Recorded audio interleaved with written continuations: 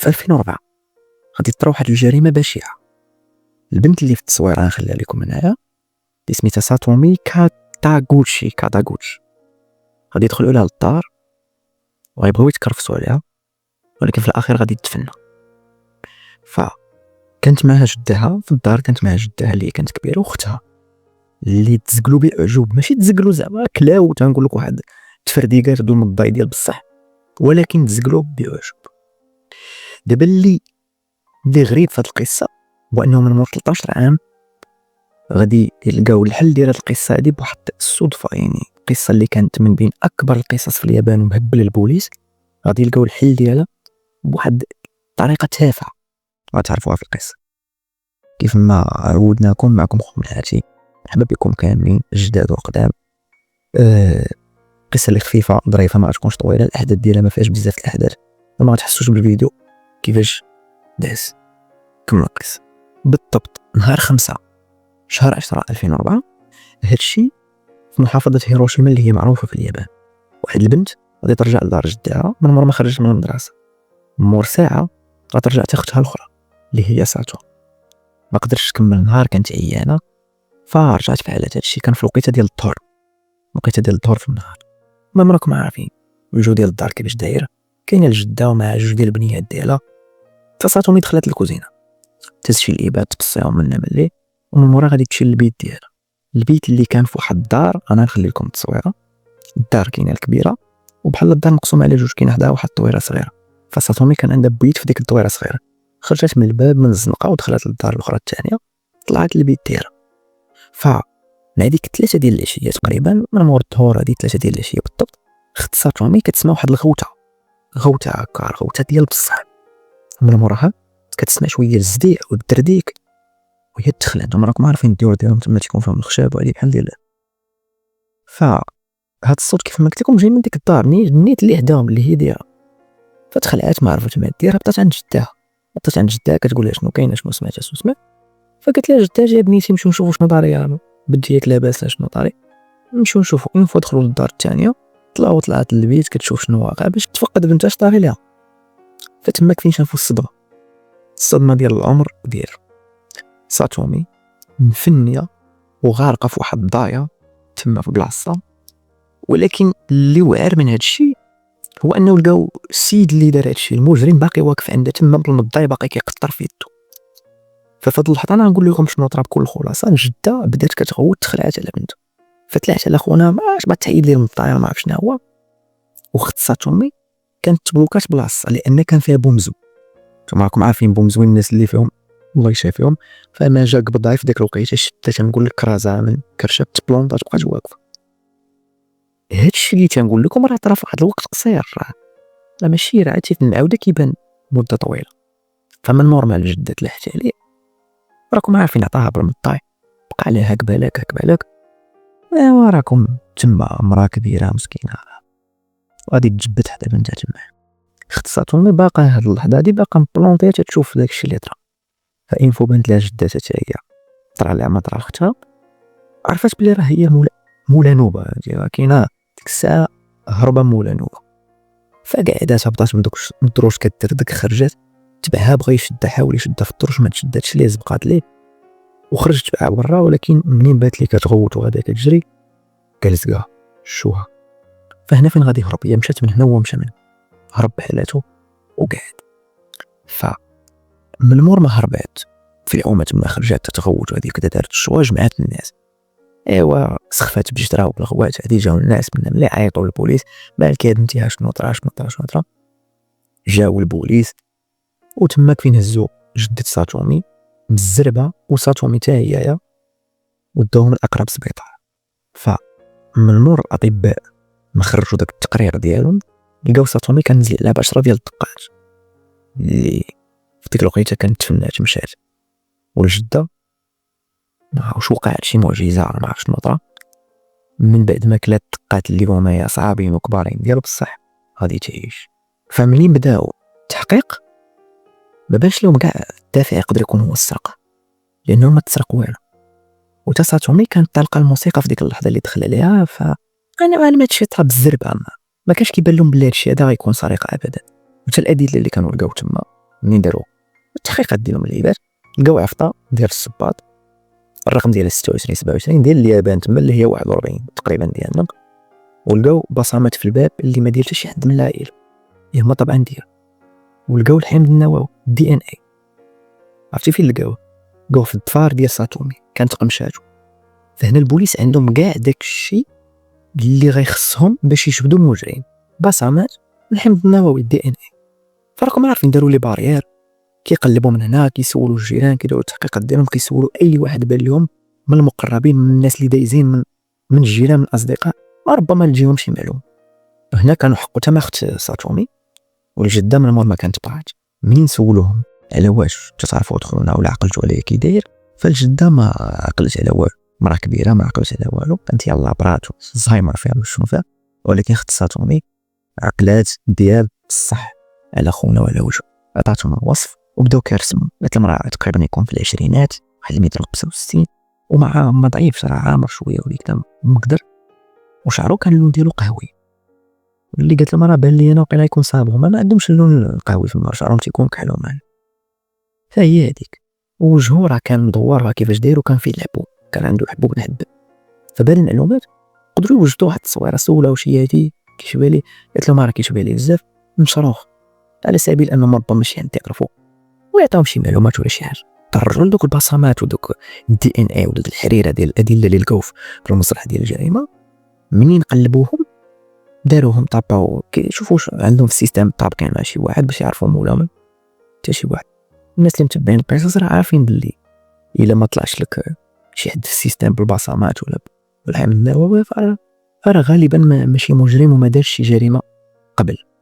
110 ديال الناس اللي حقوا معهم خلال شهر من مور هاد الشيء اللي كانوا عطاوهم 312 معلومه، كل كيشرق اللي كيغرب، اللي كيقول لك ساتومي راه كانت كتعرف عطخونا اعداء ما اعداء هذا راه تنعرفوا فيه شاف الناس شفناه من هنا، حتى شي معلومه من هادشي ما غادي تفيدهم بشي حاجه. وهنا قرروا يحقوا مزيان في ساتومي وفي الماضي ديالها باش يعرفوا واش عندها شي اعداء ولا شي ناس اللي من الممكن انهم يقدروا يديروا هاد الشيء هذا، واش عندها شي مشاكل.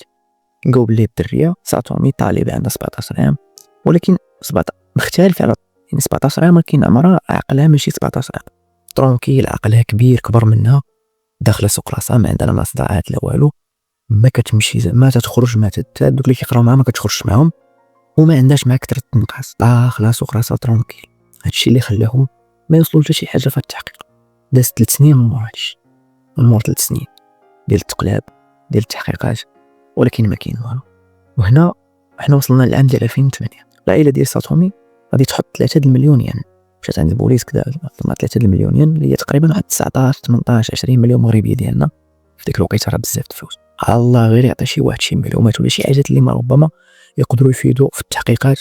ولكن حتى هذه القضيه هذه بلا حتى شي فايده، ومن مور سنين وسنين طراو بزاف ديال الاحداث، طراو بزاف ديال اللعيبات في هذه القضيه، ولكن والو ما في العائله بدات كتوصل داك الاحباط، انه بداو كيفقدوا الامل انهم يقدروا يلقاو شي حاجه في القضيه. وهنا غنسكيبي لكم بزاف ديال الاعوام الا غنوصلوا من مور 13 عام على الشيء بالضبط اللي كان طرا.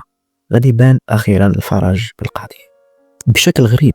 انا بغيتكم تركزوا معايا شويه، غنكون وصلنا لنص القصه دابا تقريبا. بشكل غريب، واحد الشكل غريب تافه، نهار 13 ابريل 2018 في 2018 قبل عامين من كورونا، البوليس جاتهم واحد الديكلاراسيون، واحد السيد في الخدمه العام سيدي كيشكيو منه الناس اللي خدامين معاه تما في الخدمه في الشركه، وديما معصب ديما كذا وديما مع الخوم، ما كاينش قاطع فيهم تما كيملخهم واحد. فهاد خونا سميتو مانوبو كاشيما، العمر ديالو 35 عام. وهاد الناس هادو اللي في الخدمه داروا عليه نقابه، تجمعوا صافي اولوا يديكلاريو بهم انهم اللي وجدوا عليهم ديك الخدمه قهرهم ديال بصح، فجابوه باش يديكلاريو بهم انهم اللي راكم عارفين. بدا كيرغب وكيزاوق وهادي كيبكي عليهم الله يرحم والديه، هذيك من بعد ما مدوه هما كيجمعوا ليه قهروا. البوليس وشي محققين كانوا تمايا ذكيين، كنضرب لهم السلام، بان لهم باللي التصرفات ديالو شويه اوفر، شويه معيقين، واخا يكونوا هاد الناس هادو غيزيدوا كيحيدوا لك يدوزوا لك بزاف. السيد بحال مخلوع، بان لهم بلي راه ما مخلوش من ديك الديكلاراسيون ولا كاع من الحبس اللي غادي يصيفطوا ليه، مخلوع بشي حاجه اخرى. فمن مره تنازلوا ليه وكان غادي يمشي بحالاته، واحد البوليس تما قال لها حاجه قبل ما تخرج بصم هنا في الغرة، بصم في واحد البلاصه قال لي تسنى ريح. وانا برا من هزوا دوك البصمات وداروا لهم المطابقه، غتكون طاحت لكم في بالكم لقاوهم طابقين مع البصمات اللي لقاوهم في القبضه ديال الباب ديال الدار ديال ساتون. البوليس ما كانوش متيقين اصلا، ما خصكم عارفين، خصكم تكونوا عارفين علاش ما كانوش متيقين. لان بحال هاد اللعيبات هادو، هذا مع جارو، هذا مع مرتو، المشاكل العائليه، خدمه، هذا هادشي هذا عادي عندهم تما في كوميسارية بشكل روتيني، هادشي يومي.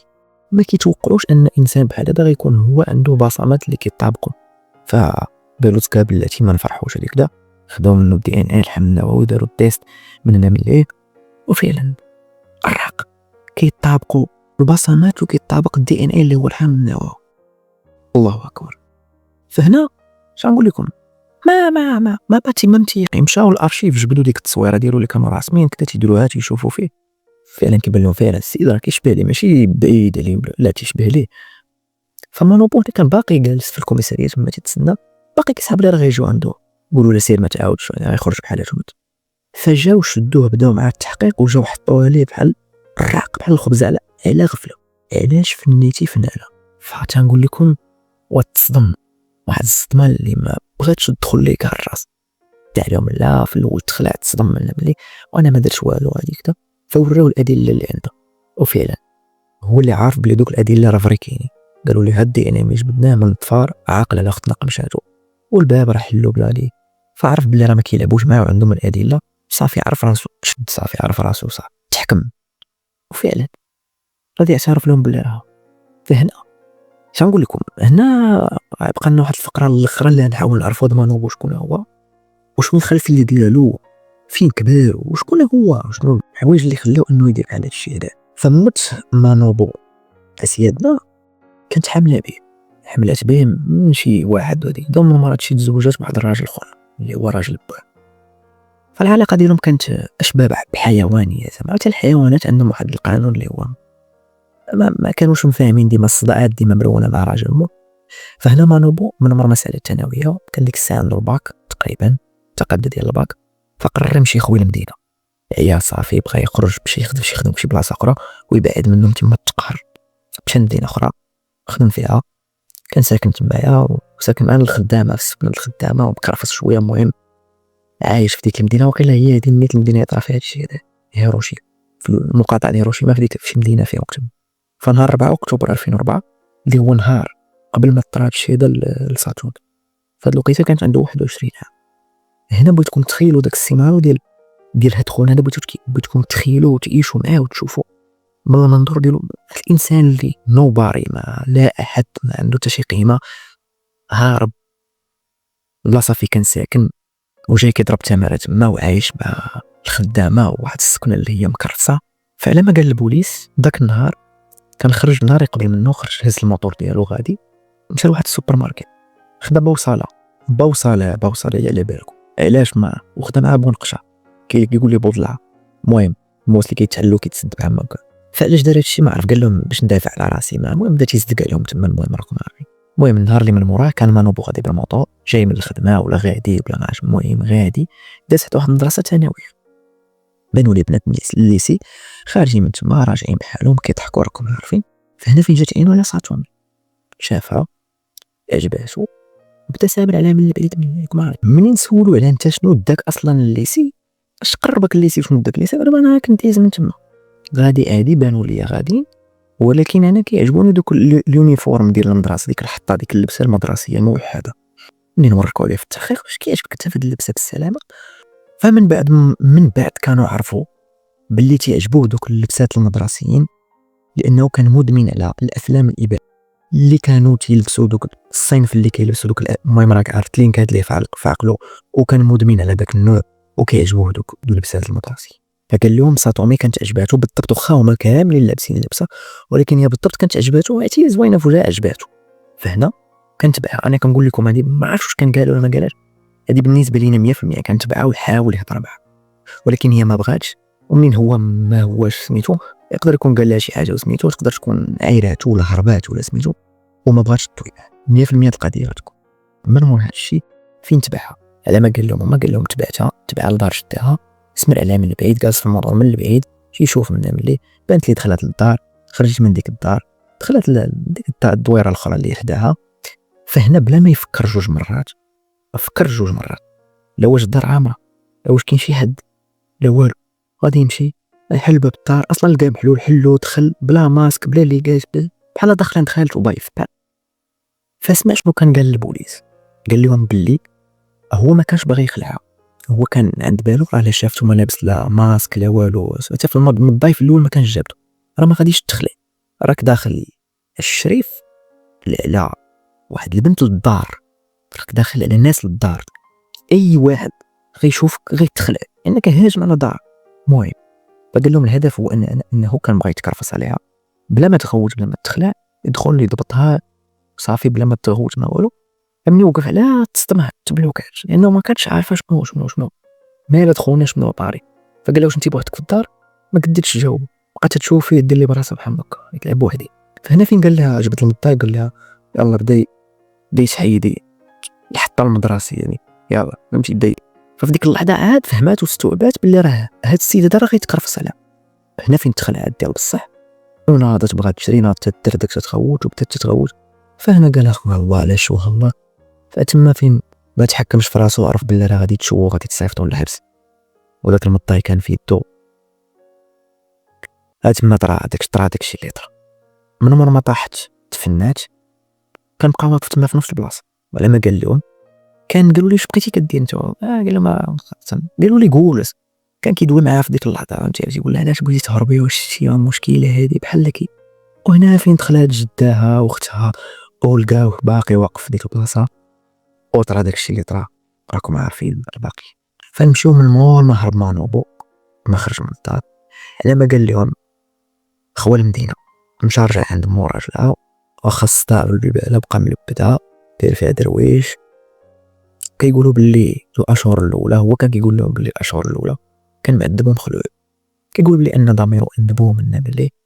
فالبوليس طبعا بهاد الادله وهادشي ذا كامل بالاعتراف وهادشي كامل اللي كان عندهم وجهوا ليه التهمه رسميا. ومن مور هادشي كان في نهار المحاكمه قال لهم، من مور ما هضر في المحاكمه قال لهم بلي راه من بعد ما طرات الجريمه كان مشى للدار وجبد الافلام وبدا كيتفرج افلام راكم عارفين شنو. فهادشي اللي كيبين بلي السيد ما طبيعيش، السيد ما طبيعيش، عنده امراض نفسيه، عنده لعيبات ما طبيعيش هاد الحركه هادي بالضبط. وقال لهم في المحاكمه من بعد من مور هادشي بلي راه ما ندمش. كان قال لهم قبل ندم، قال لهم دابا راه ما ندمش. وقال لهم بغيتو ديروا معايا مزيان عطاوني العيد حيت انا كنستاهلوا هادشي اللي كاين. وفي 24 ماي 2018 غادي يحكموا لي بالتهم كاملين، ولكن زادوا عليه التهمه ديال الاعتداء الجنسي. وكاين ناس ومحامين اللي قال لك لا ما يمكنش هو ما دار والو، كاين اللي كيقول لك راه هي ديك المحاوله لصقوا فيه التهمه. لا اي زادوا التهمه ولا ما زادوش، هو اصلا كان مشافي على انه كان دار مشكل كبير، فكان غيبقى غابر في الحبس. وفعلا من مرات شي حكموا ليه بالمؤبد وبدون امكانيات انه يخرج شي نهار من الحبس. كانت هذه القصه ديالنا خوتي خواتاتي، كنمتع لكم وعلى التعليق ديالكم زوينين. الله يعظم بالله كندخل تبقى تشوف دوك التعليق تقول يا سلام، ولو قلالين تقول يا سلام. فشكرا لكم كاملين، فنهاركم مبروك، تهلاو لي في راسكم. نحاول ما نغيبش ان شاء الله، نحاول ندير شي فيديو اخر. حتى لذاك الفيديو الى هناك نستودعكم الله، تهلاو لي في راسكم. السلام عليكم.